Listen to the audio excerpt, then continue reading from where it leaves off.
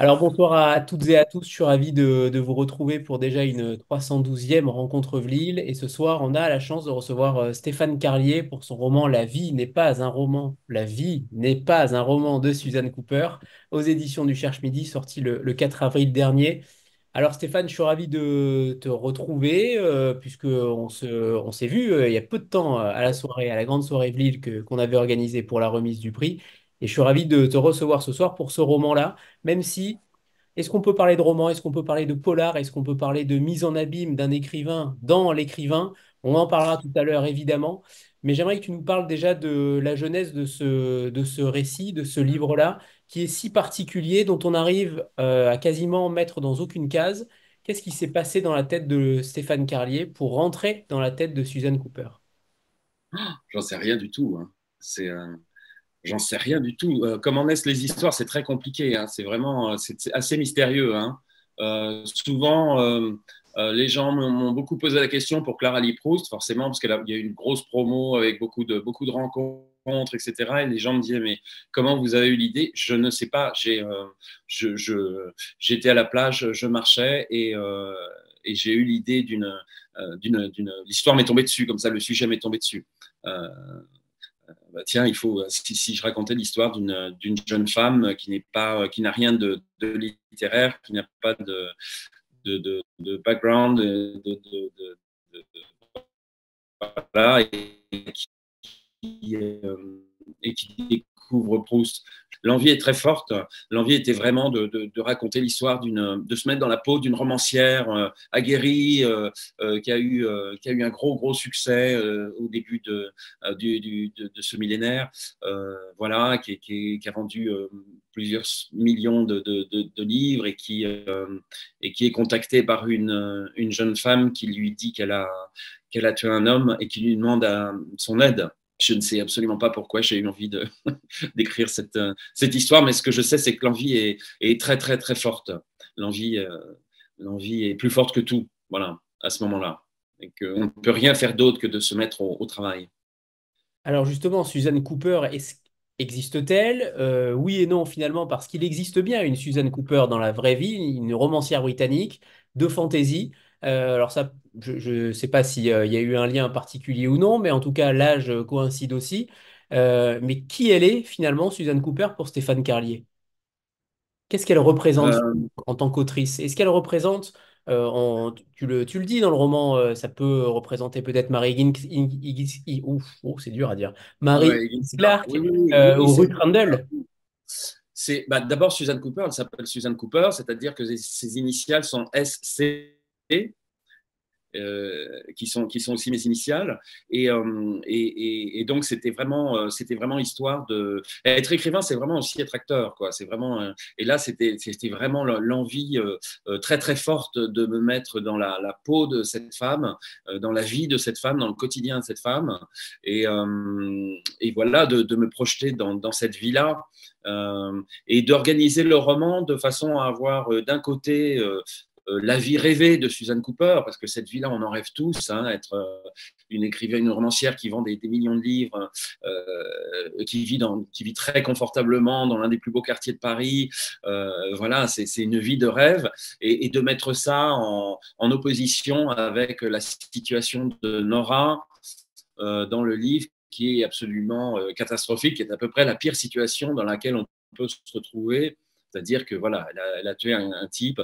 Euh, presque par accident en se défendant. Voilà. Et donc voilà, il y avait ce contraste des deux situations, là, la situation rêvée et la situation redoutée. Et ça me plaisait beaucoup de partir là-dessus. Et donc pour Suzanne, oui, tout à fait. C'est vraiment Daniel Steele aussi. Daniel Steele n'écrit pas de polar, mais c'est vraiment, alors physiquement, c'est vraiment très Daniel Steele. J'ai beaucoup pensé à Christine Scott Thomas, qui a un peu les mêmes traits, comme ça, la peau très claire, les yeux très clairs que Daniel Steele. C'est vraiment ça, on est dans la bourgeoisie de l'écriture, quoi. On est, mais euh, euh, c'est une écriture pépère, mais en même temps assez gore, voilà, hein, la romancière qui y va, quoi, la romancière britannique qui y va. Et, euh, et voilà, organiser surtout le choc de sa rencontre avec Nora. essayer que ça fasse un peu des étincelles, quoi. Voilà. Est-ce que ça fait partie, ce genre d'autrice, que tu as pu lire, que tu as pu aimer? Moi, j'ai pensé beaucoup à Jessica Fletcher, l'actrice dans Arabesque. J'y ai vu Oui, aussi un bien petit. sûr, oui. Oui, oui, tout à fait. Oui. Ah oui, il y a ça aussi. Oui, oui.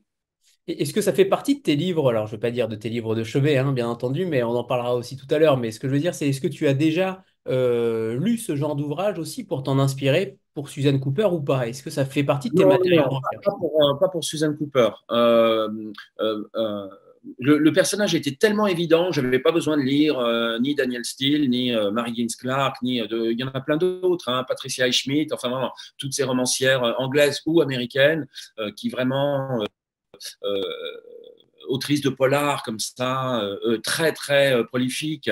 Le personnage était tellement une évidence pour moi que c'était même pas la peine. Une fois que j'avais le nom, à la rigueur, j'avais tout le reste. Euh, c'est le personnage de Nora qui a été beaucoup moins naturel pour moi et qui m'a demandé pas mal de recherches et de relire notamment pas mal de bouquins.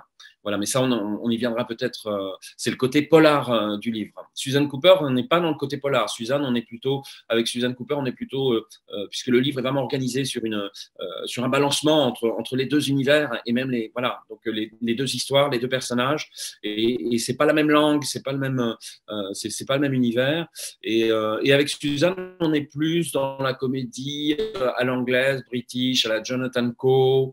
Le truc un peu brillant, un peu drôle, un peu witty. Il me semblait que j'étais plus à l'aise dans ce truc-là, donc j'ai pas eu besoin de faire de recherche pour ça. Voilà, que ça venait plus naturellement.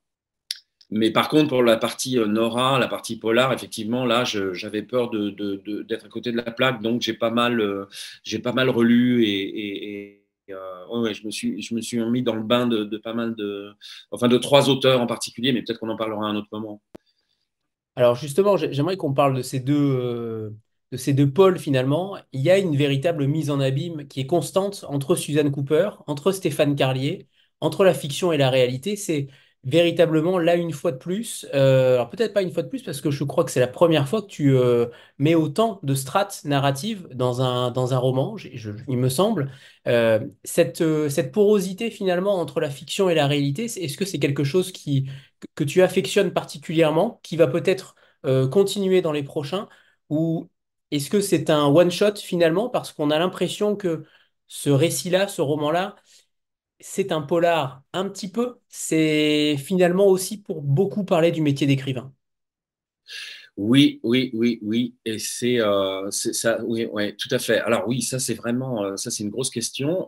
Pour y répondre simplement, euh, oui, c'est un livre qui, au début, quand on a l'idée, enfin quand j'ai eu l'idée de ce livre, je savais pas,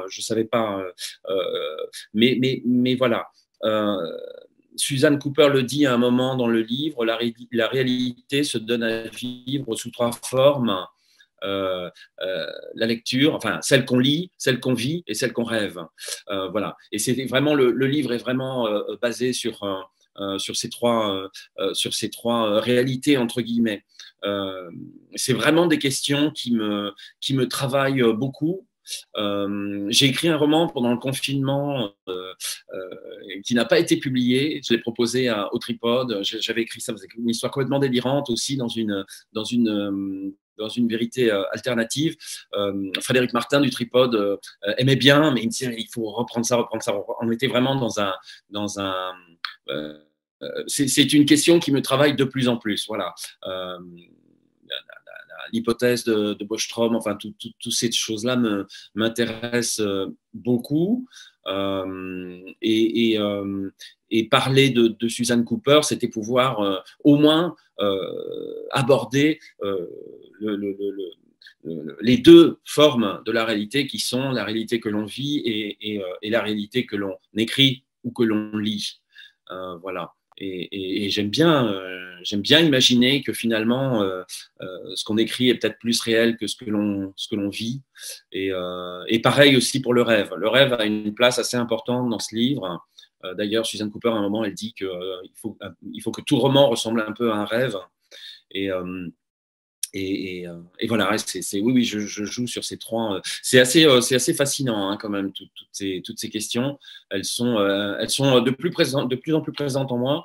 Et, euh, et je lisais cet après-midi une interview de Jim Carrey, l'acteur Jim Carrey, euh, complètement passionnante cette interview où il explique en fait, donc c'est quelqu'un de de très intelligente, qui réfléchit beaucoup, de très sombre aussi, qui est passé par pas mal d'affres. Et il expliquait que, en fait, il n'existait pas. Voilà. Donc, tout ça est tout ça est complètement pour moi fascinant. Et oui, oui, effectivement, j'y pense de plus en plus. Et ça peut-être ça paraîtra dans des livres à l'avenir, j'imagine, oui. Qu'est-ce qui se Beaucoup, passe justement? Qu'est-ce qu'il se passe alors pas forcément dans la tête de l'auteur, mais en tout cas, quand tu décides de multiplier les trames, quand tu décides de multiplier les cliffhangers, quand tu décides de multiplier finalement toutes les intrigues et ce qui va, les retournements de situation et autres, puisqu'il y en a quand même beaucoup dans ce livre-là, où fixes-tu la limite? À quel moment te dis-tu, ça sera peut-être celui de trop? Est-ce qu'il y a une ah réflexion oui. aussi par rapport à ce canevas-là de l'écriture quand tu multiplies les pistes? Bah, c'est une question d'intuition, quoi, effectivement. Euh, c'est une question d'intuition. Il faut être très vigilant. Il faut beaucoup marcher parce que vraiment, tu penses beaucoup quand tu marches. Un roman s'écrit en marchant. Et donc, moi, j'ai pour habitude de marcher longuement en me posant des questions. Et souvent, les marches, les longues marches apportent des réponses aux questions que je me pose. Et effectivement, une des questions, c'était euh, oui, oui, ah bon, on va s'amuser comme dans tout bon roman policier, on va s'amuser à multiplier les pistes. Mais il va falloir retomber sur ses pieds et que ce soit pas complètement artificiel, enfin éviter le côté artificiel et que ce soit bien et que la fin soit bien. C'était beaucoup la, la, la, plus que la question des cliffhangers, c'était vraiment la question de la fin, c'est-à-dire euh, quelle est la révélation finale et quelle est la révélation qui succède à la révélation. Il y a deux révélations à la fin de ce livre. Et voilà, et c'était, je voulais peaufiner ça. Voilà, je voulais que ce soit bien, que ce soit pas artificiel, que ce soit. C'est difficile, hein, c'est difficile. Euh, Et cette voilà. fin, est-ce que cette fin, elle a bougé au fil de l'écriture? Parce que c'est vrai qu'elle peut déstabiliser. Il y a vraiment quelque chose derrière. On ne pourra pas en dire plus, hein. Je suis désolé pour ceux qui ne l'ont pas encore lu, mais on ne pourra pas en dire plus parce que ça gâcherait beaucoup trop de choses. Mais est-ce que ça a évolué aussi dans ton esprit ou avec l'éditeur? Qu'est-ce qu'il y a eu derrière cette fin? Ouais, il y a toujours beaucoup de fins. Pareil, la fin de Clara Lee Proust, c'était on a réécrite beaucoup avec, enfin, l'éditrice Maud Simoneau n'a pas participé à l'écriture, mais on a beaucoup repris. Elle me disait non, non, ça va pas. Je crois qu'il y a eu 7 fins pour Clara Lee Proust. Et là, pour Suzanne Cooper, je me suis vraiment creusé la tête. Et, euh, c'est difficile, oui, mais bon, comme c'est un livre sur l'écriture, c'est vraiment un livre sur la confrontation des réalités, sur la confrontation des sensibilités. C'est un livre voilà, qui fonctionne avec des paravents. Hop, et puis il y a des paravents successifs. Donc je me suis vraiment beaucoup creusé la tête et j'ai envoyé aux éditeurs cette fin qui, moi, me satisfait beaucoup, qui était évidemment une des options. Hein. Il y a plusieurs options, mais alors, en parler sans dévoiler c'est difficile, mais il y a plusieurs options. C'était une des options, c'est celle qui me plaisait le plus. Et j'ai envoyé ça aux éditeurs et j'ai reçu un message de Philippe Héraclès, qui est le fondateur du Cherche Midi, quelqu'un que j'aime beaucoup, dont j'aime beaucoup les retours sur mes livres. Et Philippe m'a dit, enfin, Philippe aimait beaucoup cette fin, donc j'ai dit, on y va, on garde cette fin-là. Voilà. Et je me suis posé la question au fil du roman parce qu'on va parler tout à l'heure des chapeaux en tête de chapitre. Est-ce que finalement c'est du pastiche ou pas? Est-ce que cette autrice-là, est-ce que Suzanne Cooper, finalement, c'est peut-être toi dans 20 ans? Est-ce qu'il y a un peu de ça finalement? Ah, c'est moi maintenant. Oui, oui, oui, oui. Déjà maintenant? Oui, ah oui, oui. On n'a pas le même âge, mais oui, oui, tout à fait. Ouais. Je me projette un petit peu. Mais oui, oui, oui, bah, les doutes que Suzanne a, oui, oui, beaucoup. Oui, oui, mais pour moi, c'était très intéressant de, de parler d'elle aussi d'une manière plus intime. Euh, voilà, donc c'est une romancière, bien sûr, mais c'est une femme. C'est une femme de 64 ans qui a une vie amoureuse, ou en tout cas, enfin voilà, qui n'en a plus. Mais, euh, et ça m'intéressait beaucoup d'aborder ces questions aussi, d'aller me promener de ce côté-là, de savoir comment ça pouvait se passer de ce côté-là. La sexualité est très importante la séduction. euh, la question de la séduction est très importante dans ce livre. Voilà. Et ça me... Oui, oui, bien sûr. On peut pas faire le portrait d'un personnage sans évoquer ces questions-là, je pense. Justement, ces chapeaux, en effet, ils sont extrêmement. Alors parfois, ils peuvent être totalement, en effet, une sorte de pastiche. Et on parle souvent de pastiche quand on parle de toi. Mais je trouve qu'il y a quand même, à mon sens, hein, c'est un petit peu plus que du pastiche quand même. Parce que qu'est-ce qui t'anime finalement en tant qu'écrivain quand tu vas dans cette thématique-là de tordre la réalité avec humour? Qu'est-ce qui t'anime derrière? Est-ce que c'est une Pour les critique chapeaux, pour les chapeaux notamment, parce qu'ils sont quand même extrêmement. C'est une sorte de manuel d'écrivain, manuel pour jeunes écrivains finalement. On ouais. pourrait, voilà. Très concrètement, c'était pas compliqué. Suzanne Cooper va à Monaco pour recevoir un prix et donner une masterclass. Et j'ai réalisé je me suis dit, enfin, euh, alors que je progressais dans l'écriture du livre, je me disais, mais c'est pas possible, je vais jamais pouvoir. La masterclass intervient à la fin, vers la fin du livre. Je ne vais pas raconter la masterclass du début à la fin en faisant questions-réponses avec le public, etc. Ça va être très chiant, surtout qu'à ce moment-là, le lecteur aura la tête sur tout ce qui se passe avec Nora, etc. Donc, je me suis dit, bah voilà, c'est très bien. La masterclass, on va en mettre un extrait dans chaque début de chapitre, c'est-à-dire les interventions de Susan Cooper pendant la masterclass sont mises en fait au début de chaque chapitre. Il y a une trentaine de chapitres, donc en fait, quand on les met à la suite les uns des autres, ça fait à peu près la durée d'une masterclass. Et c'est vraiment le genre de truc qu'on dit pendant une masterclass. C'est-à-dire vraiment, c'est le fruit, c'est ce qu'elle a appris, c'est ce que j'ai appris. Et, et puis, quelquefois, je m'amuse un peu quand je dis que les écrivains se détestent. Enfin bon, voilà. Mais quand même, il y a quand même pas mal de trucs que j'ai appris. Il y a quand même des Voilà. vérités. Il y a quand même des Oui, vérités, oui, que je partage, ouais. notamment sur le rôle des réseaux sociaux. Je vais en citer un. Alors on pourrait tous les citer, sincèrement, Ouais, ouais. mais je vais en citer un quand même, puisqu'Instagram a aussi quand même un rôle important dans ce roman, puisque Nora contacte Susan Cooper via Instagram et qu'ensuite il y a quand même des liens qui se créent. Et tu écris, Instagram, c'est à la fois, enfin, Suzanne Cooper écrit, Instagram, c'est à la fois une bénédiction et un piège pour un romancier. Une bénédiction parce qu'il rompt l'isolement auquel son activité l'oblige. Et un piège parce qu'il n'y a rien de tel pour gâcher une matinée d'écriture que d'aller vérifier toutes les 10 minutes combien d'abonnés ont regardé, liké ou commenté la story que vous avez publiée avant de vous mettre au travail. Ça paraît futile, mais en même temps, étant donné la profusion d'écrivains qui sont sur Instagram et qui se mettent en scène, qui mettent en avant leurs ouvrages, car, par exemple, leur attachée de presse n'est pas assez performante à leur sens. C'est quand même quelque chose d'extrêmement puissant, finalement, un réseau social pour un auteur. On sent à quel point le regard de l'autre, le regard du lecteur, parfois un cataclysme et peut totalement détruire ou au contraire cajoler. Mhm. Oui, oui, oui, oui. C'est ce qu'explique Nicolas Mathieu, qui est vraiment Mm. dans une attitude complètement ambivalente vis-à-vis des réseaux sociaux, qui a lui une vraie addiction. Alors pour le coup, et jusqu'à en faire un livre, je n'ai pas. Enfin, moi, je sais que je me suis désabonné d'Instagram pendant plusieurs mois l'an dernier et que c'était un ravissement total. C'est-à-dire, c'est un sentiment de liberté reconquise, c'est merveilleux. Et je ne pense vraiment pas, au fond, qu'Instagram fasse une grande différence dans la carrière des livres hein, pour un auteur. Je pense pas. Franchement, je pense que les libraires sont extrêmement importants, encore plus importants que ce qu'on sait. On sait déjà qu'ils sont importants, mais je pense qu'ils sont vraiment déterminants. Ce sont eux qui m'ont un petit peu fait, enfin voilà, qui ont fait que je suis passé d'un insuccès à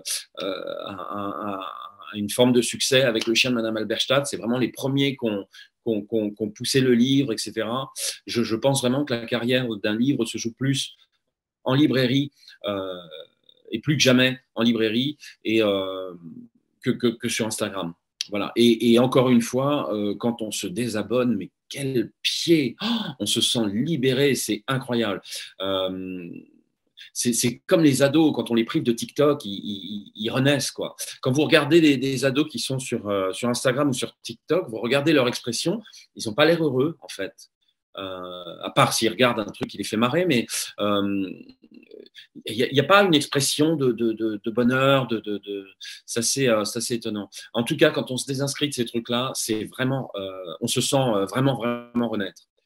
Voilà, dit-il alors que j'ai dû faire C'est 3 ça. stories ou 4 aujourd'hui, quoi. Mais ouais, ouais.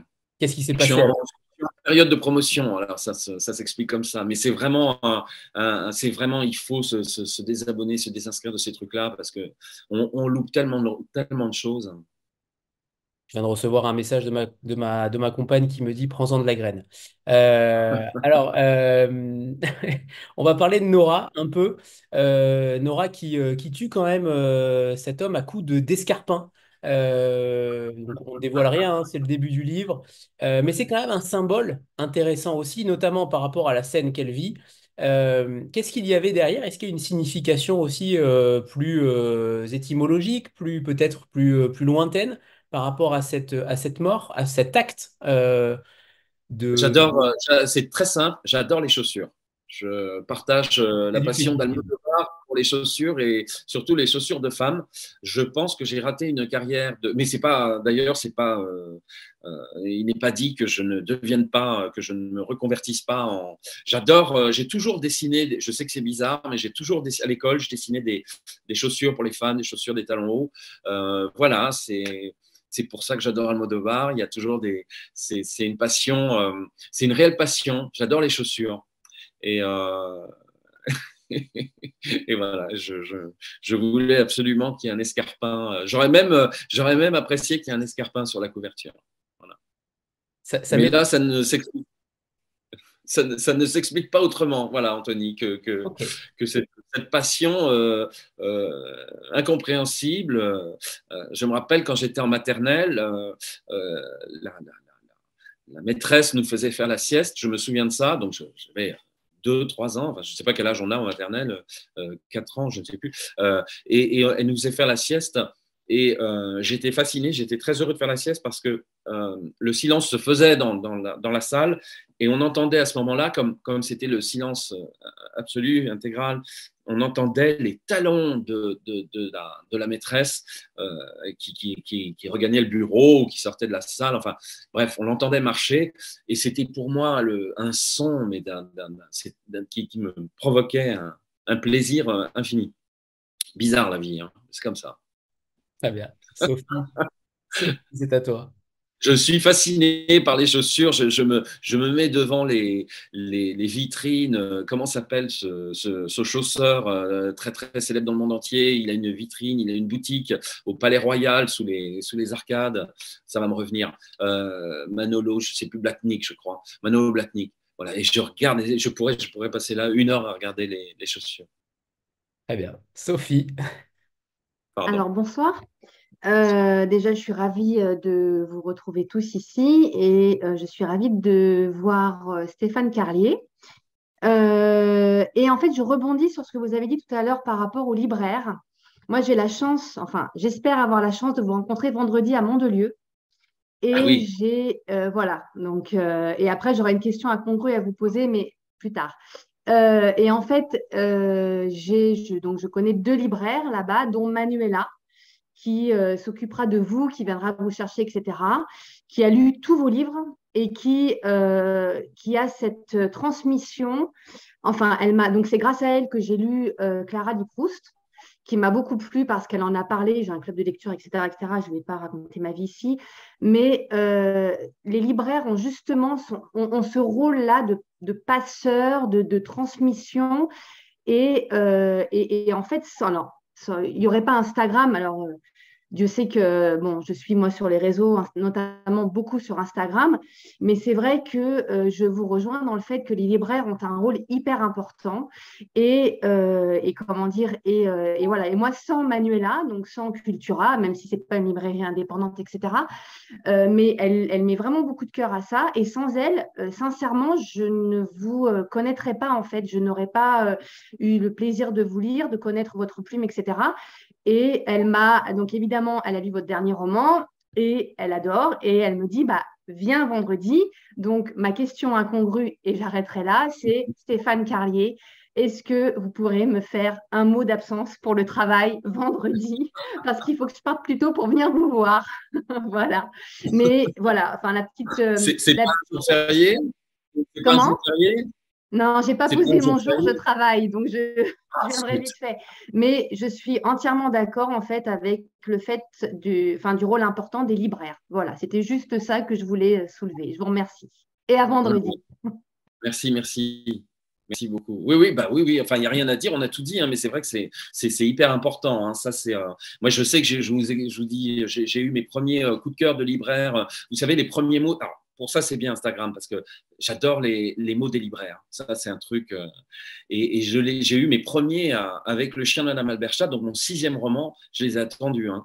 Mais et j'avoue que là, c'était vraiment. Là, c'est un grand bonheur. C'est un grand bonheur de voir qu'il y a une réponse. Qu'il y a une réponse. Voilà, derrière. Jeanne, c'est à toi. Il faut allumer Ah, le bah, micro, c'est bon. Il faut allumer le micro et c'est bon. ah Oui, oui, Jeanne. Ouais. bonsoir Stéphane Carlier, bonsoir tout le monde. Moi, je voulais juste relativiser le rôle des libraires, même s'il est très très important, parce qu'en fait, je vous ai connu grâce à Instagram. C'est en voyant les posts de mes abonnés que j'ai eu envie de vous lire et en fréquentant la médiathèque d'Arcachon où j'ai trouvé Le Chien de Madame Alberstadt. Voilà comment je vous ai connu, pas du tout grâce aux libraires. Et ensuite, j'avais très envie de vous dire quelque chose. J'ai adoré Clara Ali-Proust, vraiment adoré. Merci. Et dans la foulée, et grâce à vous, eh bien, j'ai lu les 7 tomes dans la recherche du temps perdu. Wow. Donc, j'ai lu Proust grâce à vous, Stéphane Carlier, entre autres, grâce à vous et Instagram. Eh ben, voilà, J'avais vraiment envie de vous le dire. Et cette lecture de la recherche a quand même été ardue. Et quand je voyais que je peinais, que ben, vous savez à qui je pensais à Clara, bien sûr. Ah, c'est merveilleux. C'est merveilleux. Bah, je suis dans Le Temps retrouvé. Je l'ai ressorti pour le lire. Et alors c'est marrant parce que j'ai une pile à lire monumentale avec en plus je vais dans tous les festivals donc j'achète les livres des copains etc. J'ai été à Quai du Polar, j'ai acheté plein de polars. J'étais au Festival du Livre de Paris, j'ai acheté plein de livres et donc je lis des livres des copains mais j'aime bien couper en lisant un peu Marcel voilà et Le Temps retrouvé, relire Le Temps retrouvé, j'avoue que c'est effectivement ardu. Il y a vraiment mais il faut pas hésiter à sauter les pages qui sont un petit peu ennuyeuses et quand même Le Temps retrouvé c'est quand même un sommet hein. Je trouve que quand même là on atteint c'est quand même magnifique. Il l'a écrit au début hein, et ça se sent il a écrit au début le livre devait faire 3 tomes et Le Temps retrouvé était le dernier tome. Et donc, il a fini assez rapidement, en fait. Il a écrit ses 3 tomes rapidement. Après, comme il a vu qu'il lui restait du temps, qu'il n'était pas encore mort, qu'il avait encore du temps de vie, et ben, il s'est mis à écrire, voilà, à rajouter des livres à rajouter des tomes entre les tomes. Mais ça se voit, le Temps retrouvé est très maîtrisé. Il est encore très maîtrisé. Voilà. Bah, c'est bien, merci beaucoup. Ça me touche beaucoup. C'est vraiment, ça fait plaisir. Vous le dire, de vous faire savoir ça. Et j'ai droit à une dernière remarque. Oui, vas-y, Jeanne. En fait, je suis étonnée parce que je ne me rends pas compte, je pense, quand vous dites que… je prends conscience en vous écoutant du travail de collaboration énorme qu'il y a entre l'écrivain et la maison d'édition. Parce que les 7 fins de Clara, le livre qui vous a été refusé, et en fait, je n'avais pas conscience de ça, parce que je me dis, un écrivain reconnu comme Stéphane Carlier, il propose un livre à un éditeur, forcément, on l'accepte.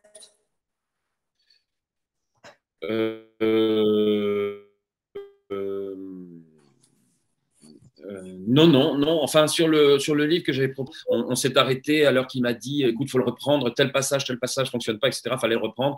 Et puis, c'était un livre assez court que j'avais vraiment écrit pendant le confinement. J'ai pas eu envie de le reprendre. Il y a toujours plein de choses en cours et d'autres livres me paraissaient plus importants. Oui, oui, mais c'est bien sûr, oui, les éditeurs interviennent beaucoup. Clara Liproust a été envoyée par la Poste de Chalon-sur-Saône. Je ne connaissais personne à Gallimard. C'est Frédéric, justement, Frédéric Martin du Tripode. On avait publié Le chien de Madame Alberstadt, qui avait bien marché tous les deux. Et donc, il a été mon premier lecteur pour Clara Liproust. Une fois que j'ai fini le livre, je l'ai envoyé à Frédéric. Et ce qui est bien avec Frédéric Martin, c'est quand vous lui envoyez un livre à 18 heures, il vous donne son avis le lendemain à 10 heures. C'est-à-dire qu'en l'occurrence, il l'a lu pendant une nuit. Et donc, il m'a dit, c'est pas pour nous, effectivement, mais il m'a dit, tu peux tenter Gallimard. Là, je lui ai demandé s'il se moquait de moi. Et je lui ai dit, mais je connais personne, etc. Il m'a dit, non, non, vas-y, tente Gallimard. Donc, j'ai envoyé par la poste à Gallimard. Je connaissais personne, j'ai pas mis Et voilà. Et c'est Maud Simoneau qui a récupéré le manuscrit, qui a fait l'unanimité au comité de lecture, vraiment, qui a été… voilà, Maud est partie depuis. Maintenant, c'est Karina Ossine qui s'occupe de moi. Et voilà. Et c'est très important, ouais, de se sentir soutenu. Et ça a été vraiment un coup de cœur. Ils ont vraiment eu un coup de cœur pour ce livre-là. Et le livre était prévu de sortir en 2023. Et c'est Antoine Gallimard qui l'a lu, qui l'a beaucoup aimé et qui a dit non, non, on le sort en 2022, alors que la rentrée littéraire de Gallimard en 2022 était déjà très, très fournie. Mais voilà, il a rajouté ce livre-là, qui s'est avéré en fait être l'un des plus gros, enfin, je crois, le livre qui s'est le plus vendu de leur rentrée littéraire. Ce qui n'est pas rien.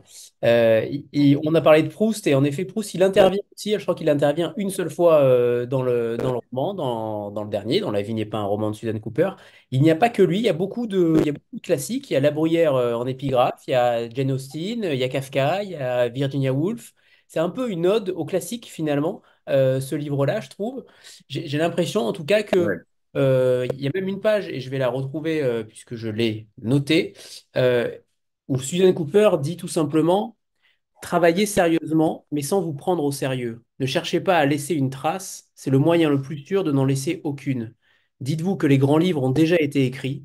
Écrivez sur ce qui vous meut, vous concerne, vous interroge, et alors votre ouvrage sera peut-être digne d'intérêt.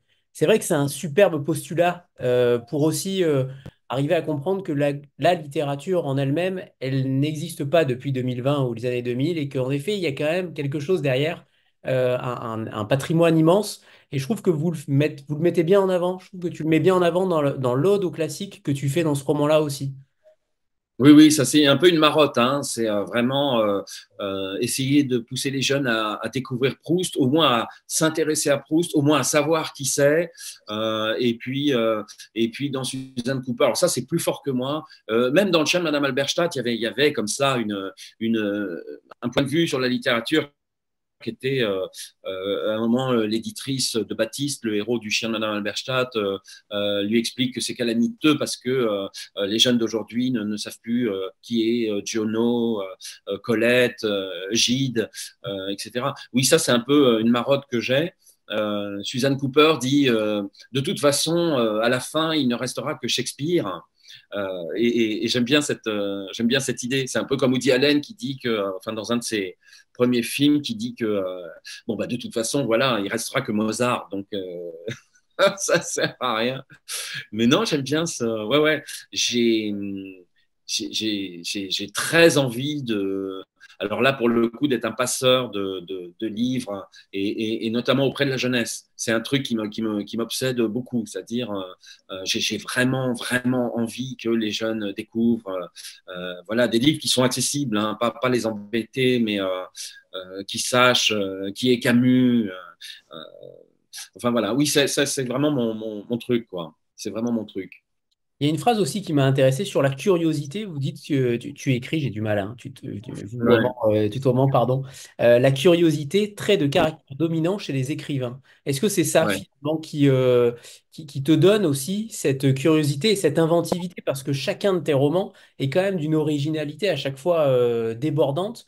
C'est véritablement, je ne sais pas d'ailleurs si cette faculté d'un personnage à demander à un auteur policier de l'aider, est-ce que c'est déjà arrivé dans la littérature? Est-ce que c'est cette curiosité-là qui te permet aussi de dépasser un peu le réel? Ouais, oui, oui, bah oui, oui, exactement. Il faut que ce soit, je sais pas, quand tu as l'idée d'une histoire, quand une histoire te tient, quand une idée te tient, tu le sens, comme dirait ma mère, disait toujours, tu le sens en toi.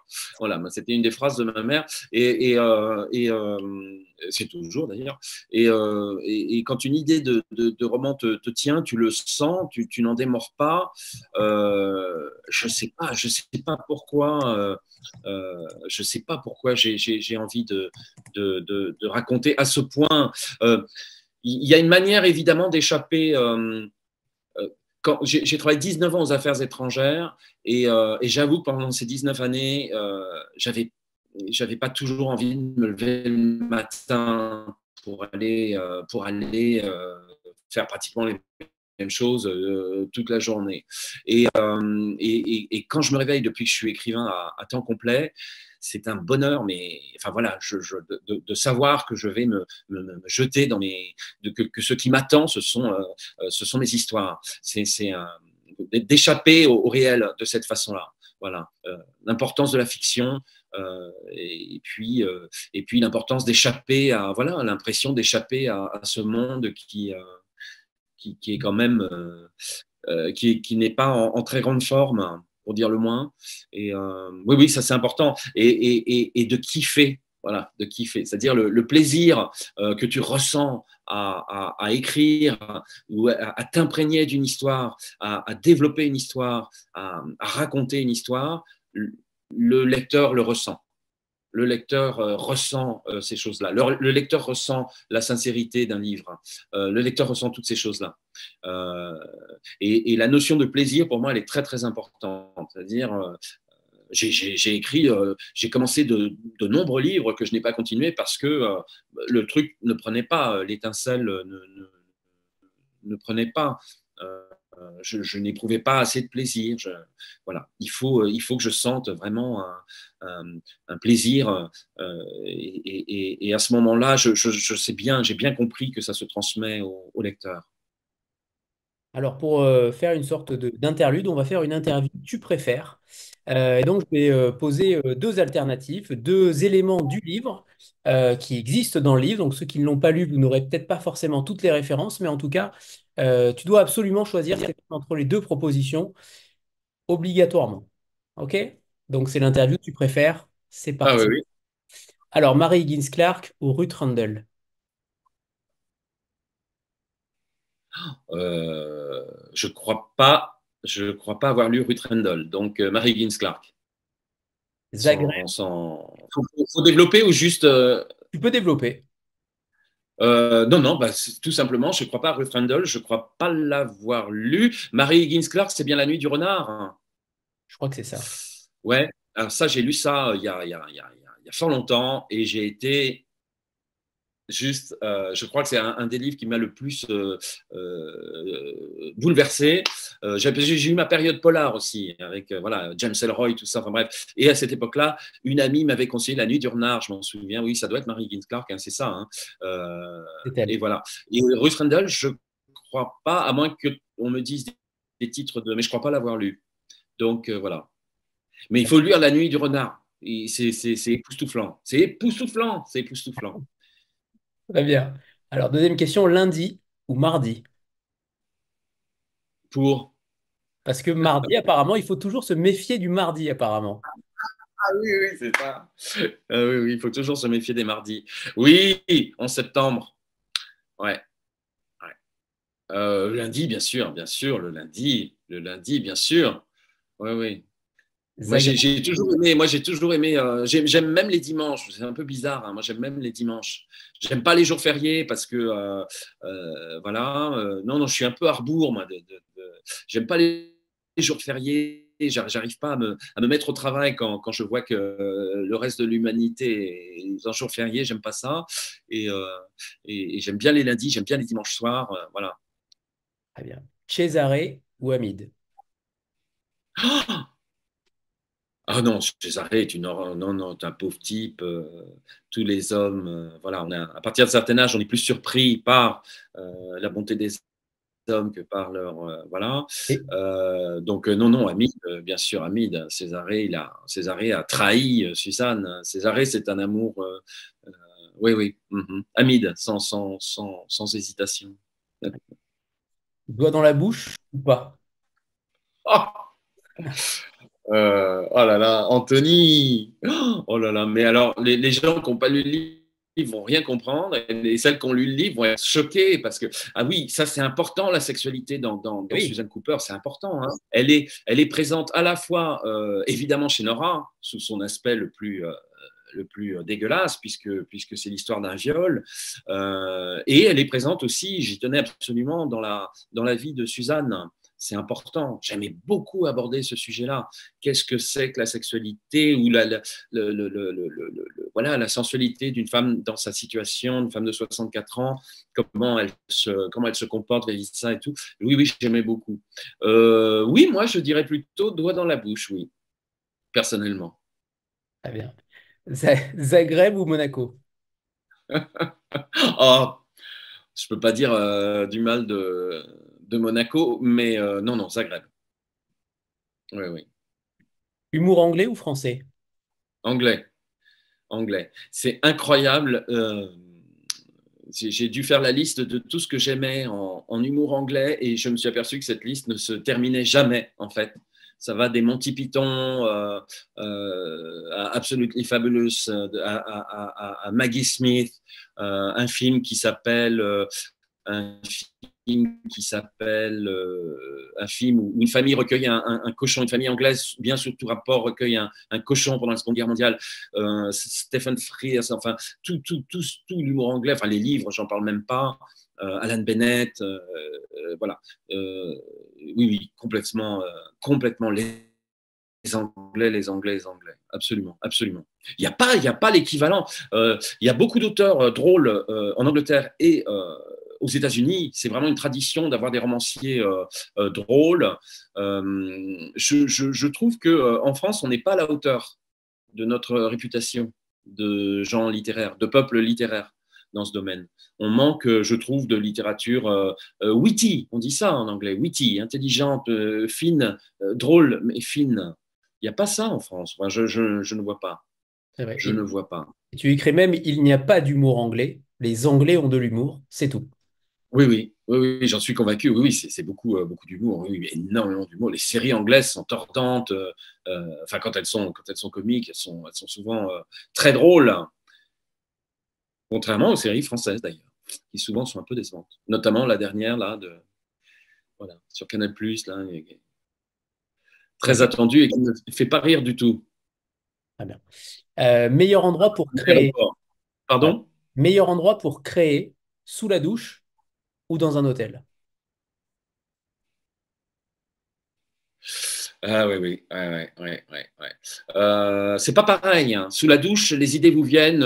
Vous avez beau faire, vous lavez, et là, les idées vous viennent. Je ne sais pas pourquoi. Euh, et puis, les chambres d'hôtel sont aussi très, très propices à la création. Oui, oui, oui. Les aéroports aussi.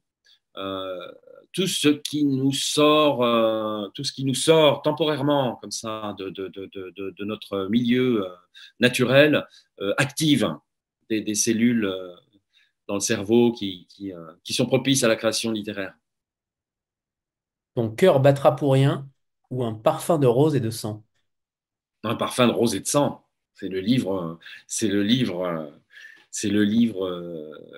J'aimais beaucoup l'idée que, par exemple, tous les acteurs, on leur parle d'un film en particulier, toujours constamment du même film, les chanteurs, toujours constamment de la même chanson, et les écrivains, c'est pareil, toujours constamment du même livre. À David Fuenquinos, tout le monde parle de Charlotte. Voilà. Et je trouvais. À Truman Capote, on parlait toujours de sang-froid. Enfin voilà, c'est étonnant d'être connu comme ça pour un truc. Et à moi, on ne parle que de Clara Lee Proust. Et, et je trouvais ça marrant d'essayer de dire à quel point ça peut être. Voilà, bah, ça fait quand même 25 ans que, enfin pratiquement 25 ans, enfin 20 ans que à Suzanne Cooper, on lui parle de ce livre en particulier, qui est celui qui a remporté le plus de succès. Et c'est marrant des fois, on aimerait bien que les gens nous parlent aussi d'autres choses, quoi. Je comprends. Fiction ou réalité? Bah, c'est un peu la même chose. Donc, ça, c'est vraiment. Alors là, Anthony, c'est vraiment la réflexion du moment. Vous avez certainement lu l'Anomalie, évidemment, de Letellier. Voilà, cette théorie de la simulation me fascine complètement. Et, ça rejoint un peu ce que disait Jim Carrey cet après-midi, enfin, dans l'interview que j'ai lue. Finalement, c'est sans doute la même chose. Voilà, c'est sans doute la même chose. Au fond, peut-être qu'on on ne sait pas, on le saura. Enfin, je n'en sais rien. Il y a tout un. Oui, c'est sans doute la même chose, peut-être. Écrire ou lire? Oh là là. Euh, euh, lire pour écrire. Lire pour écrire. Lire pour écrire. Ne jamais s'arrêter de lire pour écrire. Puisque de toute façon, on devient écrivain en étant. Enfin, tous les écrivains sont d'abord des lecteurs. Et des grands lecteurs. On lit beaucoup. Enfin, tous les écrivains en général sont des gros lecteurs. Et donc, passage obligé. Donc, oui, lire pour écrire. Et la dernière, dédicace ou rencontre littéraire? Vlel, je ne sais pas comment on prononce. Lille. Lille. Alors, je pose cette question précisément parce que les dédicaces ont un rôle aussi, alors on va pas dire important, mais en tout cas, ça a une petite importance dans le livre où tu écris notamment que les écrivains, tout simplement, mettent des dédicaces totalement identiques. Ils ont trois formules pour mettre des dédicaces et c'est vrai que ça se vérifie clairement. Ça se vérifie notamment à des lecteurs qu'ils ne connaissent pas. Et alors là, on est dans un monde totalement lunaire, mais c'est aussi un livre aussi sur les salons littéraires, sur le quotidien d'un écrivain, le salon du livre de Monaco. Euh, c'est aussi un roman qui permet de voir la solitude de l'écrivain. Il y a un petit graphique à un moment donné, un petit dessin, où l'écriture est au-dessus et en dessous, on a tous les aspects négatifs, le travail, la solitude, etc. Qu'est-ce qui t'anime finalement quand tu es dans un quotidien d'écrivain? Est-ce que c'est des endroits comme les salons du livre, les dédicaces, est-ce que c'est quelque chose que tu trouves peut-être difficile, malsain, délicat? Est-ce que c'est quelque chose, un endroit où tu te sens à l'aise ou pas? Euh, Parce qu'on sent qu'il y a une euh, satire aussi, il y a une certaine critique à cet ouais. égard-là. C'est les deux, c'est les deux. Il y a vraiment, d'abord, quand tu écris, tu es seul. Suzanne Cooper, c'est 1500 heures de travail. Fois de Word. Vous savez, les documents Word vous indiquent le temps que vous passez sur un document. Et donc, ils vous le donnent en minutes. J'ai converti ça, ça fait 1500 heures de travail. Donc, c'est vraiment beaucoup de temps passé seul. Moi, enfin, voilà, on ne peut écrire que dans la solitude, dans l'isolement. On est complètement dans son truc et on est quand même très seul.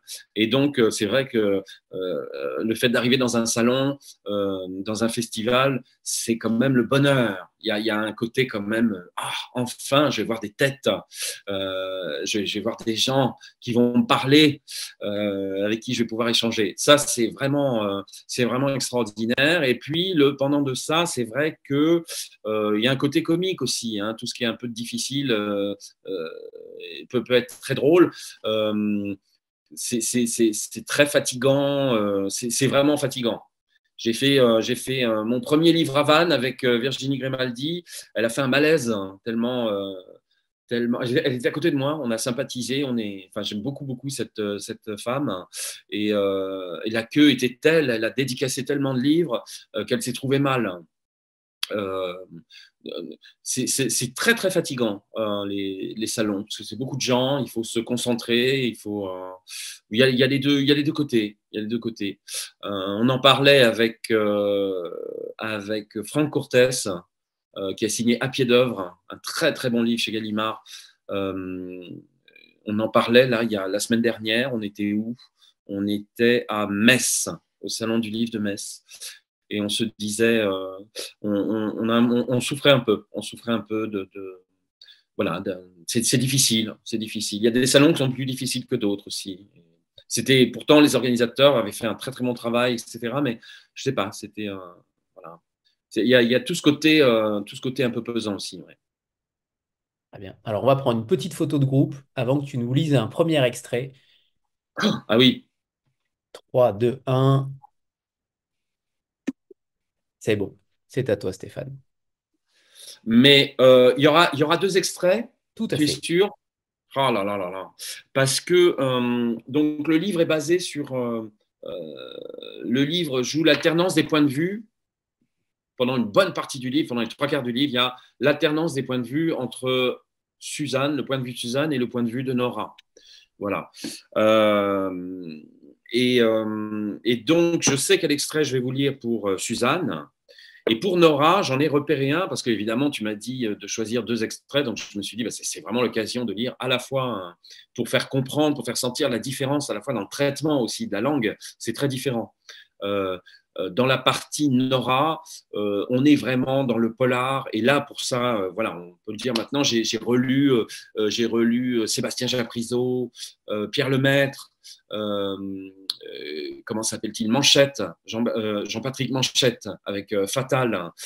J'ai vraiment voulu, parce que c'est un univers quand même qui n'est pas très familier pour moi, j'ai vraiment voulu me remettre dans la langue. L'écriture, c'est toujours la langue. Hein. Un livre, c'est toujours une langue. Donc, j'ai vraiment voulu me remettre dans la langue du polar, la langue si particulière des très bons polars. Voilà. Et ça a donné ça. Ça a donné ça. Donc, je vais vous le lire. Et puis ensuite, par contraste, vous verrez le passage Suzanne, voilà, qui est dans une langue complètement différente, avec des imparfaits du subjonctif, etc. Là, on est vraiment dans ce que j'appellerais l'écriture mitraillette avec Nora.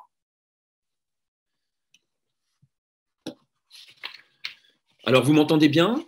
C'est parfait. Je vais me rapprocher un peu. Hein. Donc voilà, donc des phrases courtes avec un impact comme ça et descriptive, c'est-à-dire qu'on est, on est principalement dans l'action. Et même quand on est dans la réflexion, il faut que ce soit des réflexions courtes, primaires, primitives. On est avec Nora, c'est un personnage qui est dans le choc, voilà, de quelque chose qui s'est mal passé. Elle a quand même tué un type. On est un petit peu dans cette urgence-là. Elle veut nettoyer le sang qu'elle a sur le front, le cou, les bras. Elle trouve la salle de bain dans le prolongement de la chambre, passe un temps infini debout, inerte, entre ces murs en marbre sombre, face aux deux éviers en suspension, au-dessus du sol, au miroir éclairé par derrière. Elle se rafraîchit au lavabo sans lâcher des yeux la douche qui se reflète dans la glace, une douche immense qu'une simple vitre en verre sépare du reste de la pièce. Elle ne peut pas résister et c'est bientôt sous l'eau chaude, presque bouillante, qu'elle passe un temps infini à se savonner au gel douche à l'orange verte d'Hermès. L'eau qui tombe sur son visage se mélange à ses larmes. Elle palpe son petit corps meurtri, mais encore debout. Elle aura passé 22 ans avec lui. Merci d'avoir assuré pendant toutes ces années. Désolée pour cette fin précipitée. Elle lui offre une dernière douche à l'orange verte d'Hermès, comme certains emmènent leurs chiens au resto avant de les faire piquer. C'est foutu. Sa vie est foutue. Son corps n'y est pour rien, c'est son esprit qui a failli hier soir, cette nuit et encore ce matin. C'était complètement con de contacter Suzanne Cooper. Elle se disait qu'elle l'aiderait, mais c'est pas comme ça que ça marche, la vie et les romans. Ça fonctionne pas pareil. La vie, c'est pas un roman de Suzanne Cooper. Et en effet, une des phrases est donc le titre du roman, ou presque, à quelques près. Mais c'est aussi alors je ne vais pas dire une ode à Monaco, hein, mais en tout cas une ode à fiction monégasque, finalement, puisque tu as été en résidence, je crois, là-bas, ou en tout cas tu as passé quelques temps. Tu remercies à la fin le directeur du Méridien, je crois. Tu as passé quelques J'étais temps. en résidence, j'étais en résidence à Montsartou, D'accord. et qui est plus vers Cannes. Voilà, et, euh, et non, non, Monaco, j'ai été invité au Festival du Livre de Monaco, euh, alors qu'ils ne savaient pas que j'avais commencé. Mais ça fait partie des miracles de la vie. Ils ne savaient pas que j'étais, voilà, personne d'autre que moi ne savait que j'avais commencé un livre qui se passait au salon, au Festival du Livre de Monaco, parce que je voulais un environnement clinquant, le plus clinquant qui soit. Voilà, je voulais vraiment que, on va pas dire pourquoi, parce que ce serait dévoiler trop dévoiler l'histoire, mais je voulais le truc le plus clinquant, le plus superficiellement euh, clinquant qui soit. Et donc, je me suis dit, bah, très bien, le Salon du Livre de Monaco. Voilà. Donc, j'ai commencé à écrire l'histoire et j'ai reçu, quelques semaines plus tard, une invitation du Salon du Livre de Monaco, ce qui est incroyable. Et je leur dis, mais c'est une farce. Euh, et voilà, ils ne savaient pas, ils m'ont invité. Voilà. Donc j'ai pu y aller, voir comment c'était, et puis très gentiment, le directeur du Méridien m'a proposé de rester plus longtemps, euh, pour, euh, pour pouvoir m'imprégner de cette ambiance si particulière. Voilà. Et tu l'as saisi avec perfection. Moi, étant à quelques kilomètres de là, tu l'as saisi en effet avec une acuité très forte. Il y a un passage aussi qui m'a beaucoup plu, c'est l'inversion de livres dans un magasin relais, euh, pour mettre celui de Suzanne Cooper dans les meilleures ventes. Et il me semble que tu l'as fait aussi dans la vraie vie. Il me semble avoir vu passer ça. Tous mes amis écrivains m'ont dit qu'ils l'ont fait. On le fait tous. C'est scandaleux, c'est honteux, c'est la vie. C'est génial. On voit son livre dans une librairie, pas seulement dans les relais, mais dans toutes les. Donc voilà, on voit son livre dans une gare ou dans un aéroport, et puis il est en bas là, et donc on le prend discrètement. On prend les livres qui sont sur le rayon des best-sellers, vous savez, avec les numéros 1, 2, 3, 4, 5, meilleure vente, et on échange les places. Voilà, c'est pas bien, mais je l'ai fait une fois. Oui. Ouais, ouais, je l'ai fait une fois, alors que c'était même pas la peine en plus. Je trouve ça génial. Je trouve que c'est très bien. Ça permet aussi d'avoir un certain rôle en tant que prescripteur. L'auteur se prescrit lui-même. Je trouve ça plutôt bien. Ouais. Mais j'ai fait la photo sur Instagram, et donc elle est toujours sur Instagram. C'était avec Clara Liproust, je crois que c'était à l'aéroport de Nice, et j'ai avoué plus tard à mes abonnés ce que j'avais fait. Voilà. Mais et après, évidemment, tous mes potes écrivains m'ont dit, oh là là, mais je l'ai fait, je le fais constamment. Qui est-ce qui m'a dit ça? Lorraine Fouché, qui vend énormément de livres, le fait. Voilà, je capte. Pas beau. Et Sandra, c'est à toi. Oui, bonsoir. Alors effectivement, avant de poser ma question, Virginia rappelait dans le chat qu'on l'avait fait toutes les deux au Festival du Salon du Livre.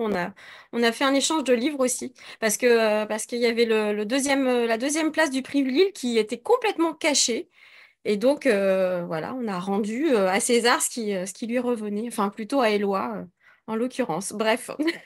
Euh, donc ça nous a beaucoup fait rire, oui.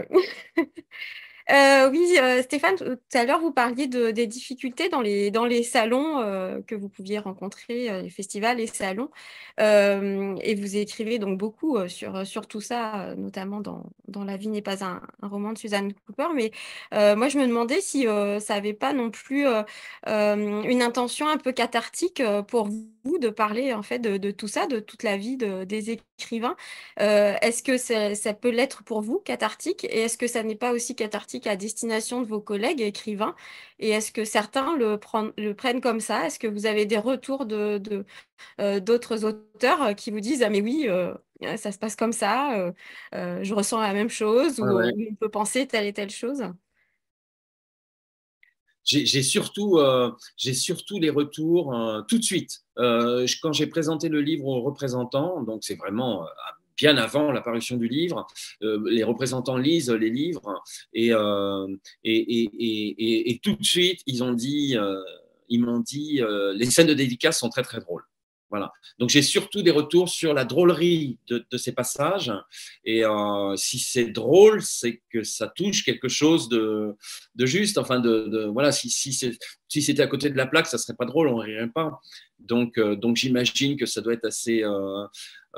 Oui, voilà, tout le monde se retrouve plus ou moins dans cette. Mais oui, cathartique, bien sûr. L'humour, c'est ça. C'est ça, c'est-à-dire, là je suis en train de faire une préface pour un livre qui va ressortir en novembre, qui s'appelle Les gens sont les gens, qui parle d'une psychanalyste qui recueille un cochon dans son appartement de Saint-Germain-des-Prés. Et donc, j'ai dû relire le livre ça fait 15 ans que je l'ai écrit, et j'ai compris que je m'amuse, que j'avais complètement oublié, je m'amuse avec les névroses des gens dans ce livre, mais gentiment, hein, c'est toujours bienveillant, c'est jamais méchant. La psychanalyse me passionne et les névroses, je m'amuse avec les névroses parce que les névroses ont un côté drôle. Et si les névroses n'étaient pas graves, si c'était pas un sujet absolument gravissime, enfin, je veux dire, eh bien, elles ne seraient pas drôles. Et voilà, les salons du livre, oui, c'est pareil, bien sûr, c'est cathartique, bien sûr. C'est le côté, on va en rire pour faire passer un peu ce qui peut être pesant dans ces situations-là. Le rôle de l'humour, hein. Ouais. L'autre versant des auteurs, et notamment, tu écris à un moment donné les influences littéraires, que les auteurs souvent fantasment un petit peu trop leurs influences littéraires, alors qu'en réalité, c'est souvent Enid Blyton avec lequel ils ont découvert finalement la lecture. Et ça, je trouve ça aussi très, très intelligent, parce qu'en effet, aujourd'hui, par exemple, je prends un exemple simple et classique, depuis le prix Nobel de littérature d'Annie Ernaux, tout le monde se réclame d'elle, par exemple, et la cite constamment dans une sorte de frénésie, comme s'il fallait que ce soit l'autrice à la mode pour laquelle on avait tant d'admiration. Et c'est vrai que les auteurs jouent beaucoup là-dessus, jouent beaucoup sur le fait, là dans le roman par exemple, c'est Virginia Woolf qui est invoquée au lieu d'Enid Blyton, et je trouve ça fin parce que finalement ce roman-là, ton roman Stéphane, il est quand même, euh, il a une vraie acuité sur le métier d'écrivain, et pour moi il est plus important dans cette thématique-là qu'un polar. Il est au-delà d'un polar. Et je trouve dommage qu'on le réduise souvent à juste un polar ou un pastiche. Pour moi, c'est pas forcément les bons mots. Pour moi, c'est davantage un roman d'écrivain sur un écrivain, une écrivaine, peu importe, mais en tout cas sur le métier d'écrivain.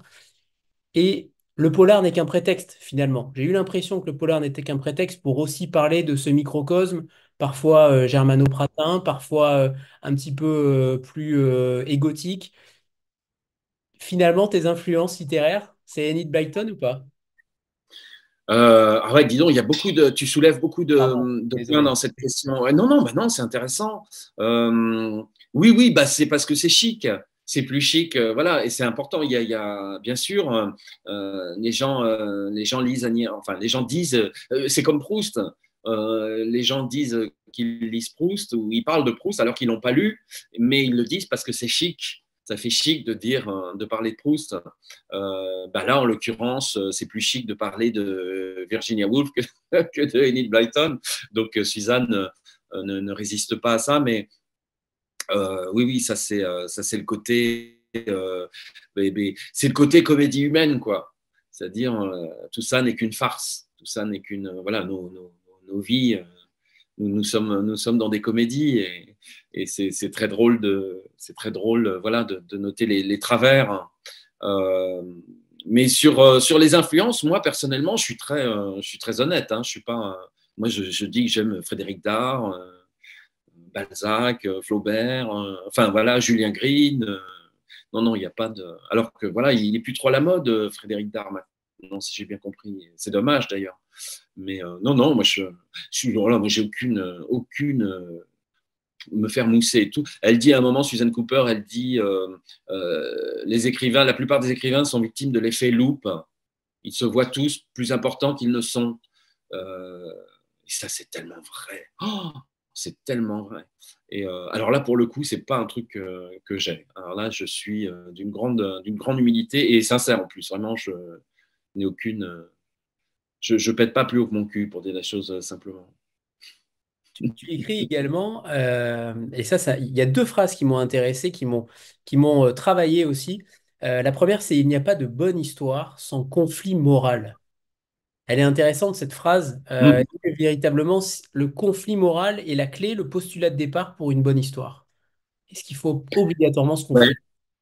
ouais. Je suis en train de repenser à la question précédente et aussi à celle-ci, mais la question précédente, j'aurais pu finir en te disant que de toute façon, la postérité fait le tri.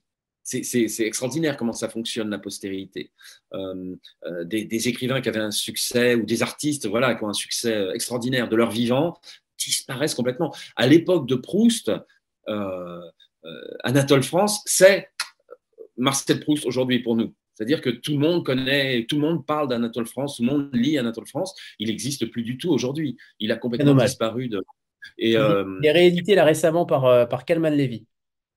ouais, mais bon, Mais bon, ça enfin, ne tu sera pas long. vois, et ça, il est célèbre à l'époque de Proust, au point que Proust invente le personnage de Bergotte, enfin, et que pour les lecteurs de l'époque, c'est évident que c'est Anatole France. Alors qu'évidemment, aujourd'hui, ça ne. Et moi, je trouve ça fascinant, le travail de la postérité. C'est pour ça que je dis, il ne faut pas péter plus haut que son cul, parce que de toute façon, le tri se fera. Et comme dit Suzanne Cooper, il ne restera que Shakespeare. Donc ça, c'était pour finir juste cette question de la postérité qui, moi, me fascine. Euh, euh, qu'est-ce qui va rester euh, euh, est-ce que dans 50 ans, dans un bac, je ne sais pas, je ne sais même pas s'il y aura encore des bacs dans 50 ans, mais avec des vieux livres, il n'y aura pas un type qui va acheter Suzanne Cooper ou Le chien de Madame Halberstadt et qui va se marrer voilà, en 2000. Ça, pour moi, c'est génial d'imaginer ça, quoi. Voilà. Et puis, sur la question du conflit moral, bah oui, oui, c'est très. Je crois que c'est le truc le plus. C'est le truc qui nous tient quand même. Hein. C'est le truc qui nous tient, c'est-à-dire l'idée de justice, l'idée du mal, l'idée du bien, et puis voilà, l'idée de la justice à réparer, enfin de l'injustice à réparer, ou de voilà. C'est vraiment, alors là pour le coup, c'est effectivement un des trucs qui nous, en tant que lecteur ou comme que spectateur, nous tient le plus, voilà, peut nous gluer comme ça une histoire le plus. Le conflit moral, bien sûr. Oui, oui. Et la deuxième réflexion que j'ai eue en te lisant également, c'est la suivante. Je te cite toujours: le genre d'un livre et même son sujet ont peu d'importance. Ce qui Ouais. compte, c'est qu'il dise la vérité. Est-ce qu'il raconte l'humanité? Est-ce que ceux qui le liront dans 150 ans comprendront qui étaient ceux qui les ont précédés? Et cela peut se faire par le biais d'une épopée autant que d'un polar ou d'un vaudeville. J'aimerais te poser la question au Oui, début oui, euh, oui.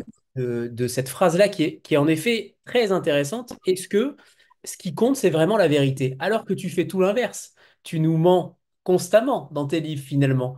Alors, c'est sur un domaine totalement différent, mais qu'est-ce que ça veut dire? Qu'est-ce que tu caches derrière la vérité quand tu écris cette phrase? Non, non, non, il y a la vérité de Suzanne. Ce personnage, le personnage est vrai. Le personnage est honnête. Je ne mens pas sur le personnage de Suzanne. Au contraire, j'approfondis ses doutes, tu vois, euh, mais non, non, non, non. Je pense après, bon, après voilà, mais mais quand je sais pas combien d'années. Les gens liront peut-être que quelqu'un lira voilà Suzanne Cooper et se dira bah tiens c'est un portrait assez juste de ce qu'était une écrivaine de 64 ans en 2000. L'action se passe en 2022, donc on est dans la vérité de ce qu'était un salon du livre à l'époque en 2020. Mais bien sûr, ça peut se faire. Oui, bien sûr. On peut regarde Feydeau. Voilà, Feydeau, on va toujours voir Feydeau. On court toujours voir Feydeau. Parce que dans cet humour, et alors là pour le coup c'est de la comédie, il y a de la vérité. La vérité, voilà, Molière, il y a la vérité de la nature humaine, bien sûr. Ça se fait, bien sûr, ça peut se faire par différents biais. Très bien, très bien. D'ailleurs, est-ce qu'on a connaissance de la libraire qui est le sosie d'Archimède dans le hibou dans Merlin l'Enchanteur ou pas? Est-ce qu'elle C'est existe? pas- Non, parce que non, non, non, non, du tout. Il fallait que je trouve un personnage au physique. Tu sais, c'est vraiment, alors là, c'est complètement opportuniste. Il fallait un physique qui se décrive très vite en quelques mots. Donc, oh là là là là. Donc ça, c'est une facilité. Ah bah tiens, alors ça peut être une célébrité, mais bon, alors si tu prends un personnage de dessin animé, ça peut être drôle, voilà, en très peu de mots. Elle a un peu la tête de Mélenchon, mais j'allais pas mettre Jean-Luc Mélenchon, mais elle a un peu la tête de Mélenchon, un peu tête de hibou comme ça. Donc oui, oui, c'est assez rigolo le hibou de Merlin l'Enchanteur. on voit très bien. Il y a aussi une phrase sur la rivalité entre écrivains, tu l'as cité un petit peu tout à l'heure. Et c'est vrai elle est plutôt intéressante. Tous les écrivains se surveillent, se jalousent, se détestent. Ceux qui parviennent à faire croire le contraire sont simplement de meilleurs comédiens que les autres. Et je la trouve aussi, celle-là, extrêmement juste parce que personne n'en parle. En fait, je trouve que tu utilises des mots, des manières d'écrire que personne n'utilise finalement. Personne ne parle trop des petits tabous finalement de cette société-là. J'étais en Corse il y a quelques jours et c'est vrai que quand on parlait entre écrivains, entre éditeurs, attachés de presse et autres, on découvre un nombre de dossiers de sorte de dossier noir de l'édition qui est quand même faramineux. Et il suffit d'une heure pour comprendre à quel point ce milieu-là, quand même, est parfois un peu malsain. Et là, pour le coup, la jalousie entre écrivains, c'est vrai qu'on en parle peu. On voit souvent des grosses tablées qui boivent souvent des coups ensemble, mais c'est souvent un petit peu la partie immergée de l'iceberg. Qu'est-ce qu'il se Mhm. cache derrière ça? Comment tu vois les choses aussi en tant qu'écrivain qui fait beaucoup de salons aussi? Qu'est-ce qu'il Ouais, se ouais. cache derrière cette jalousie?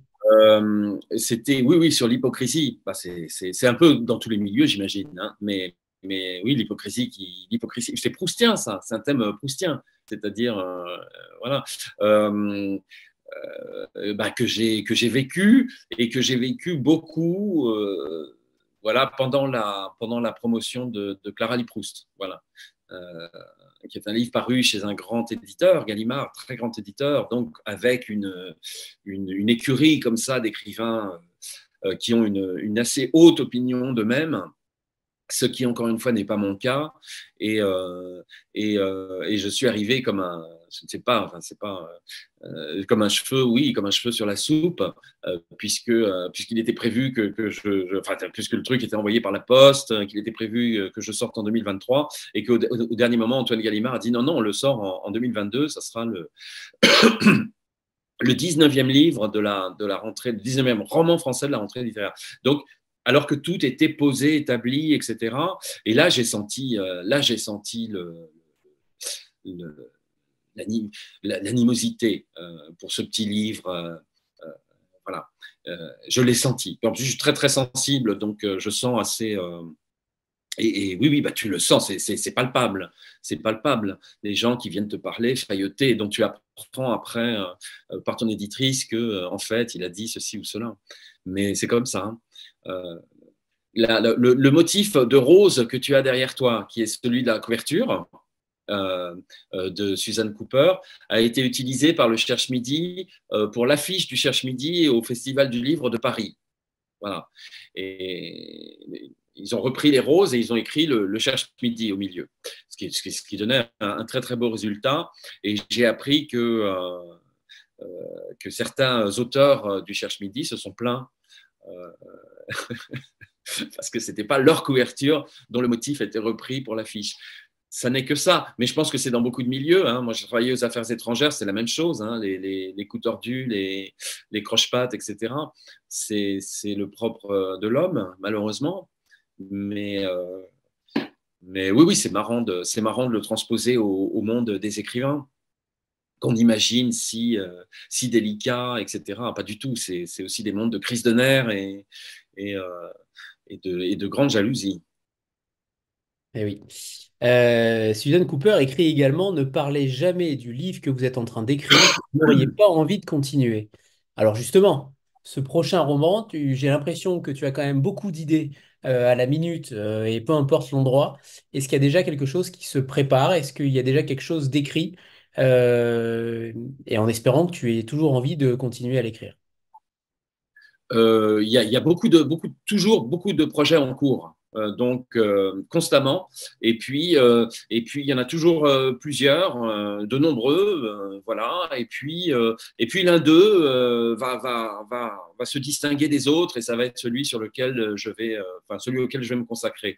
Mais là, je suis en période de promotion de Suzanne Cooper et du poche de Clara Lee Proust, et aussi de la sortie aux États-Unis, en Espagne et en Angleterre de Clara Lee Proust. Donc, je ne peux absolument pas écrire avant le mois de juillet. Enfin, en tout cas, rien de très sérieux, quoi. Je peux faire la préface d'un livre donc, qui va ressortir au mois de novembre, mais c'est tout ce que je peux faire. Je peux pas faire un travail suivi, voilà, malheureusement.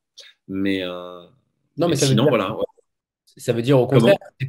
ça veut dire que tes personnages continuent de t'habiter et que c'est difficile. Il y a certains écrivains, par exemple, une fois qu'ils ont terminé le manuscrit, passent tout de suite à un autre pour changer d'air, tout simplement. Comment tu vis avec tes personnages finalement? Suzanne Cooper, au quotidien, elle est avec toi, elle est présente. Finalement, quelle est la part de réalité dans les personnages que tu invoques dans tes romans? C'est l'écriture fictive, hein, de romans, donc c'est pas autobiographique, donc ça fonctionne différemment. Mais quand on écrit une histoire, le fait de l'écrire, on s'en libère, quelle qu'elle soit. Donc, elle ne nous habite plus.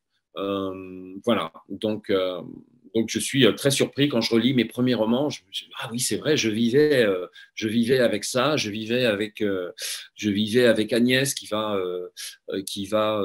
la route pour aller voir un rugbyman qu'elle a vu dans un calendrier. Bon, enfin voilà. Et je suis toujours très très surpris parce que une fois qu'on a fini le livre, il y a ce que Simone Signoret appelait le service après-vente, c'est-à-dire bon, la promo. Mais une fois qu'on a fini d'écrire le livre, bon, on est quand même libéré de tout ça.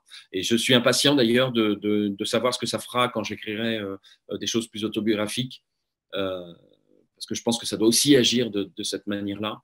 Et alors là, pour le coup, le côté cathartique de l'écriture, thérapeutique, peut vraiment être intéressant.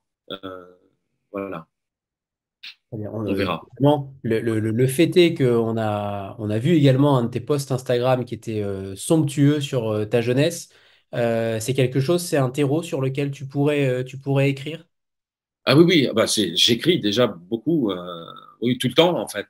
Oui, oui, oui, bien sûr, mais on est tous habités, hein, par l'enfance et, euh, et, euh, et chez moi, c'est un sujet de réflexion permanent.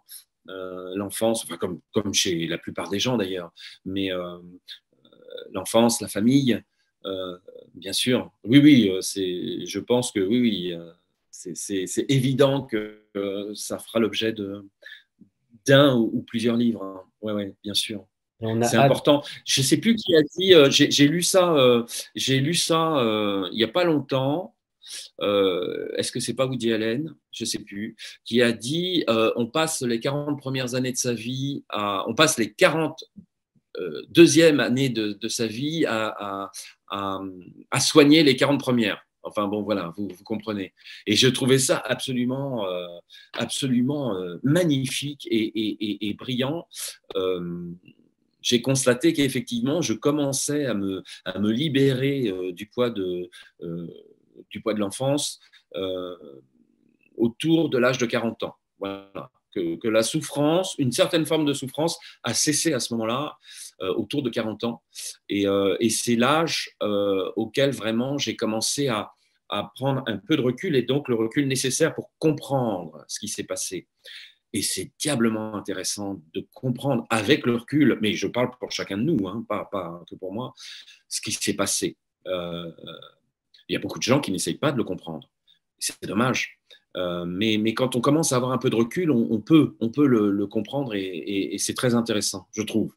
En tout cas, ça fait des livres intéressants. Pas les miens, pas encore, mais ceux des autres, c'est toujours. Laure Murat, par exemple, qui est un de mes livres préférés, le fait admirablement. Voilà. Proust, roman familial. Vu la qualité des mots et la manière dont tu l'écris dans ce poste-là, on a vraiment hâte de découvrir le nouveau terreau que tu vas explorer. Vraiment hâte. Je demande toujours aux auteurs de choisir un livre, un auteur méconnu, quelqu'un dont on entend parler. Qui as-tu choisi, Stéphane, en tant qu'auteur? Alors, méconnu, bon, non, méconnu où, tu m'as dit, où? Ou je ne sais plus. Auteur inconnu ou méconnu. Voilà, ça c'est Le très mur, c'est bon. le mur invisible. Invisible. Hein? Ça va, c'est validé, c'est validé. Alors, découvert complètement par hasard, il y a quelques mois, ce livre m'a complètement bouleversé. Je vis avec depuis. Voilà, Le mur invisible de Marlène Haushofer. Je ne sais pas si certains d'entre vous l'ont lu. C'est incroyable, hein. Vraiment incroyable. Je lis vraiment beaucoup. Et là, c'était vraiment un choc dont je vous dis l'onde. Je ressens encore l'onde plusieurs semaines, plusieurs mois après l'avoir lu. C'est un livre écrit en 1963 et c'est l'histoire d'une femme qui se retrouve à la suite d'une catastrophe qui n'est d'ailleurs pas élucidée, détaillée, qui se retrouve à la montagne avec quelques animaux coupés du monde par un mur invisible en verre. Voilà. Et elle tient son journal et elle raconte sa vie quotidienne. Et c'est un livre absolument bouleversant. Je ne cesse de l'offrir. Et en fait, j'ai réalisé que c'est un livre culte. Alors, il ne rentre pas vraiment dans la catégorie des livres que tu as demandé, mais c'est un livre culte. Et c'est un livre merveilleux qui aborde plein de sujets. Donc, je ne vais pas détailler ça ici, mais lisez-le les yeux fermés. C'est magnifique. Le mur invisible de Marlène Haushofer. Et il est devenu culte il y a très peu de temps, il y a à peu près 3 4 ans. Avant, personne n'en parlait. Et il est ressorti des bacs un petit peu en grande partie par rapport aux réseaux sociaux, justement, qu'il a fait Ah bah, totalement émerger. Mais en effet, c'est un livre méconnu pour beaucoup de lecteurs, je pense aussi. ouais. Ouais, la couverture est pas très réussie, c'est vraiment dommage. J'ai toujours pas compris la couverture, mais vous verrez, dès les premières pages, vous êtes happé, aspiré, et c'est un livre qui vous habite. Je ne sais pas pourquoi. Ce livre, on vit avec. Et alors, je parle pour moi, mais aussi pour les amis à qui je l'ai offert et qui l'ont lu. C'est extraordinaire. Un livre où les animaux ont une grande importance. Et c'est peut-être aussi pour ça que ça touche à ce point. Voilà. Et donc, ma dernière question avant que tu nous lises un deuxième extrait, du point de vue de Nora, c'est la question de l'avenir. Tout à l'heure, tu parlais dans 50 ans, est-ce qu'un lecteur va trouver un de tes livres dans les bacs? Alors, tu peux gratter autour de cette idée-là pour t'imaginer en 2074. Ouais. Que tu vois, Stéphane Carlier en 2074, qu'est-ce que tu vois à cette époque-là autour de toi? Mais tu sais que c'est pas joyeux. J'ai travaillé cet après-midi sur cette question et je me suis dit, mais on va plomber l'ambiance. Euh, Alors, je te rassure, c'est le cas de 99% ouais. des écrivains. Donc, rassure-toi, tu peux y aller. Bah, ouais, c'est pas joyeux. Alors, en plus, moi, je suis passionné par l'histoire. C'est ce que j'ai étudié à l'université, l'histoire, et je suis passionné par la géopolitique et les relations internationales. Donc, c'est vraiment des questions qui me préoccupent beaucoup. Et donc, quand tu m'as posé cette question, je me suis dit, euh, en fait, au cours des 50 ou 70 années, on va dire depuis la Seconde Guerre mondiale, le monde a pris à peu près la pire voie qu'il pouvait prendre dans la plupart des domaines. Voilà. Et, euh, et donc, voilà, ça ne peut pas bien se passer. Ce que je vois pour l'avenir, alors bon, j'ai noté les idées qui me sont venues. Alors, un effacement des États au profit des grands groupes. Je pense que le vrai pouvoir sera économique et plus politique. Deuxièmement, une disparition de la culture, de la démocratie, du travail, une disparition des livres et du cinéma, puisque je pense que la technologie permettra à chacun de donner forme à ses propres histoires. Chacun, dans son coin, pourra construire ses propres délires. Non, c'est pas joyeux, hein. Troisièmement, accentuation des disparités économiques. Je ne vois pas comment tout ça peut se renverser soudainement alors que c'est le chemin pris depuis 70 ans. Donc voilà, écart qui se creuse et qui grandit entre les très riches et les très pauvres. Quatrièmement, alors avec le sourire quand même, pour évoquer des choses absolument dramatiques. Quatrièmement, la limite va s'atténuer entre la vérité et le mensonge, l'histoire et la propagande, l'information et la désinformation. Et je pense qu'il y aura consécutivement à cela une généralisation de l'inculture et de l'ignorance. Voilà, c'est à peu près ce que j'ai entrevu. On dirait presque un pastiche, et finalement. c'est noté. Hein? On dirait presque un pastiche, finalement. Oh la vache, une dystopie, un pastiche de dystopie. C'est ça. Je pense que le salut viendra des communautés. Je pense qu'on aura des petites communautés qui vont s'organiser comme ça et qui auront. Voilà. Et je pense qu'à moins d'un sursaut, pour ne pas employer d'autres termes, je pense que c'est le chemin qu'on prendra à moins d'un sursaut. Voilà. Très bien. Très bien. Bon, difficile de rebondir, mais tu vas nous lire donc un second extrait avec la voix de Nora, Ouais. qui est différente de celle de Suzanne Cooper. Alors en fait, là, on a lu Nora tout à l'heure. Oui, pardon. Nora dans la salle de bain qui vient de tuer un type. Et là, je suis beaucoup plus dans mon élément avec Suzanne Cooper, hein, puisqu'on est dans une langue. Alors moi, j'insiste toujours sur la langue. L'écriture, c'est la langue. On est dans une langue beaucoup plus classique.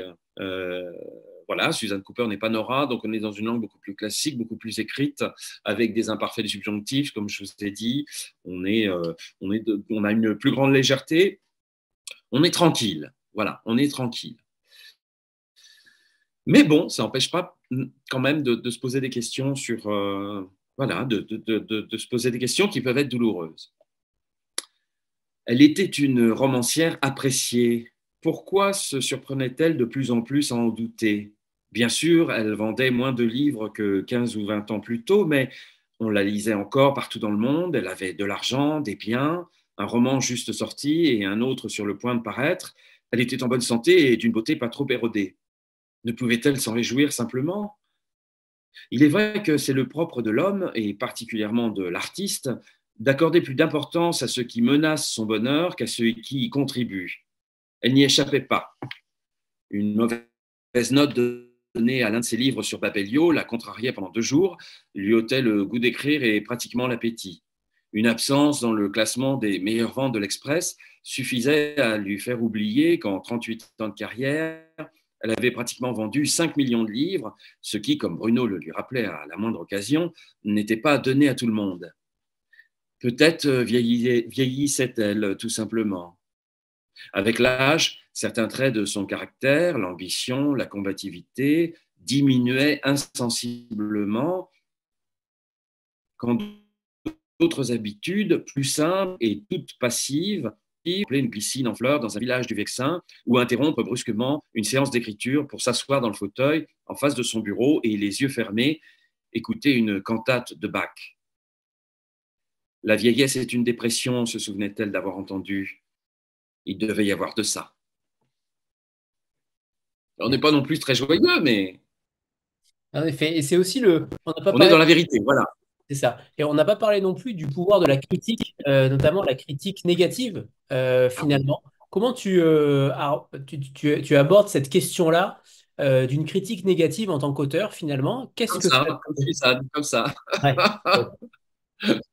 Non, mais j'ai dit à mon attaché de presse, enfin, mais j'ai plusieurs attachés de presse, évidemment, parce que j'ai plusieurs éditeurs, mais je leur dis de ne pas m'envoyer Là, il y avait un article sur Suzanne Cooper dans Lire, alors j'étais content, et l'article était élogieux. Le type a aimé le roman, je suis content, mais il ne met que 3 étoiles sur 5.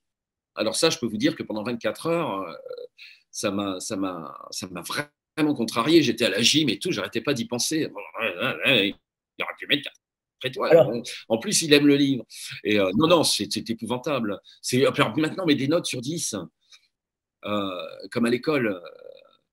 Non, non, non, c'est pas possible. Tu peux pas mettre une note sur 10 à Marcel Proust. Tu vois, tu peux pas. Ça n'a aucun sens. Ça n'a aucun sens. Ma note, ma note, 2 points. 5 sur 10.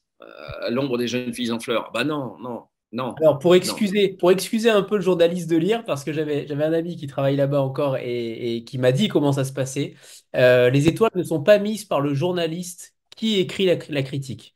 Donc, c'est la rédaction Ah elle-même bah oui, qui pose des étoiles. Donc, lui aurait peut-être mis 5, mais c'est pas lui qui décide. bah oui, sa critique est très élogieuse. Eh oui, et voilà. Son papier est élogieux, c'est bizarre, hein. Voilà, mais bon, il faut qu'il sache que, enfin, il faut que la rédaction de lire sache que voilà. Après, c'est 24 heures de la vie d'un auteur qui sont C'est un crève-cœur. gâchées. C'est un crève-cœur. Non, non, je lis pas, sinon ça me, je regarde à peine, ou alors je regarde en plissant les yeux, tu vois, pour pas voir exactement.